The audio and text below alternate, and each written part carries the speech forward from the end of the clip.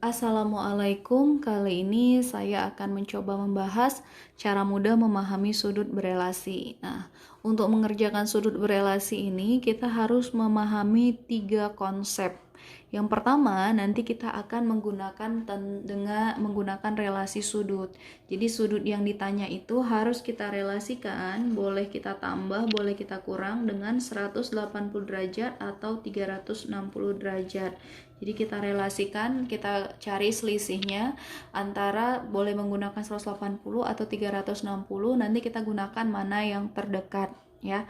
Nah, kemudian yang kedua kita harus memahami atau mengingat sudut istimewa. Nah, ini tidak perlu dihafal karena matematika bukan dihafal, tapi kita pahami triknya. Sudut istimewa ada 5, yaitu 0 derajat, 30, 45, 60, dan 90. Nah, untuk sin dan cos hanya diisi oleh bilangan 0, setengah, setengah akar 2, setengah akar 3, dan 1. Mudah diingat ya, 0, setengah, setengah akar 2, setengah akar 3, dan 1. Untuk sin, kita isi kolom sin dari kiri ke kanan dimulai dari angka yang terkecil, yaitu 0, setengah, setengah akar 2, setengah akar 3, 1. Nah, itu dia ya. Kemudian untuk cos, kita balik aturan tadi, dimulai di kiri dari yang terbesar, di 1, setengah akar 3, setengah akar 2, setengah, dan 0. Nah, kemudian untuk tangen atau tan, kita tahu rumus tan itu adalah sin dibagi cos. Jadi tinggal kita bagikan aja dua baris yang atas bagi yang bawah. 0 dibagi 1, 0. Setengah dibagi setengah akar 3, 1 per akar 3.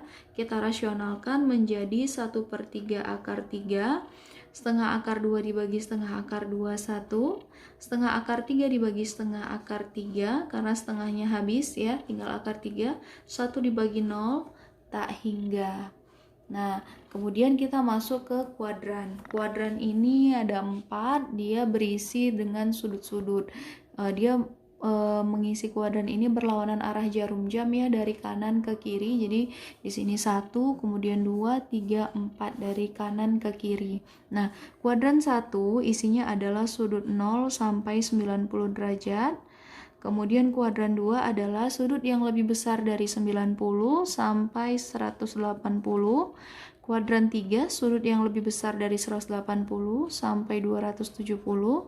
Kuadran 4 lebih besar dari 270 sampai 360.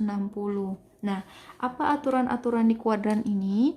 Di kuadran 1, semua nilai positif atau all positif. Sin, cos, dan tan positif. Di kuadran kedua, hanya nilai sin yang positif, juga lawan sin ya, kosekan juga positif. Kemudian di kuadran 3 yang positif adalah tan dan kotan yang positif. Di kuadran 3 yang positif adalah cos dan sekan, kebalikannya ya, positif. Nah, jadi cara mengingatnya adalah all, sin, tan, dan cos. Tadi ya yang positif di kuadran-kuadran ini. Nah, untuk menjawab seperti apa sih soal yang mau kita jawab sehingga banyak kayak gini ya yang harus kita pahami. Jadi soalnya itu super singkat ya, biasa ini yang membuat orang kadang jengkel dengan matematik ya. Soalnya singkat banget nih, cuman sin 120, cos 300, cos 135, hanya sesingkat ini, tapi kita harus memahami yang 3 tadi ini ya. Nah, aplikasinya adalah yang pertama kita gunakan adalah pertama kita gunakan di sini adalah relasi. 120 lebih dekat kemana? 120 lebih dekat ke 180 ya. Jadi bisa kita rubah ini menjadi cara mengerjakannya sin 180 supaya 120 itu berarti dikurang 60. Nah, apabila sudah dapat selisihnya tadi, kita lihat sudut istimewa sin 60. Sin 60 nih setengah akar 3, setengah akar 3. Kemudian kita lihat kuadrannya untuk mengetahui tandanya plus atau minus. Sin 120, sudut 120 ada di kamar atau kuadran nomor 2 ya, antara 90 sampai 180. Yang positif adalah sin dan kosekan. Sementara nilai kita adalah sin, berarti nilai kita adalah positif setengah akar 3. Selesai. Kemudian yang kedua, cos 135 juga dekat ke 180 ya, ini dikurang 45.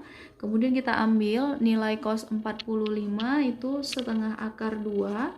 Kemudian ini juga berada di kuadran 2, yang positif tadi sin, berarti kalau untuk cos tinggal kita bubuhkan tanda negatif di depannya. Kemudian yang ketiga itu tan 240. Tan 240 juga dekat ke 180 ditambah 60. Berarti nilai tan 60 itu akar 3. Kemudian tan 240 ada di kuadran 3 ya, antara 180 sampai 270. Yang positif nilai tan. Berarti ini juga tan, berarti dia positif. Nah, di sini perlu diperhatikan baik itu tanda minus atau plus sama sekali tidak ada pengaruh karena kita di sini hanya mencari selisihnya saja. Ya, kemudian yang keempat cos 300. Nah, 300 dekat dengan 360 dikurang 60, 300 ya. Kemudian cos 60 setengah kita lihat di tabel. Kemudian cos 300 ada di kamar nomor 3 antara 270 sampai 360. Nah, nilai cos di kamar nomor bukan kamar nomor 3, kamar nomor 4. Nilai cos di kamar nomor 4 ini adalah positif. Berarti ini juga positif. Nah, yang terakhir nomor 5 sin 210. Ini adalah sin lebih dekat ke 180 ditambah 30. Sin 30 setengah 210 ada di kamar nomor 3 ya, 200-an antara 180 dengan 270. Yang positif adalah nilai tan di kuadran ini, sementara ini sin berarti dia adalah negatif. Selesai, semoga dapat difahami dan bermanfaat ya. Jangan lupa like dan subscribe. Assalamualaikum.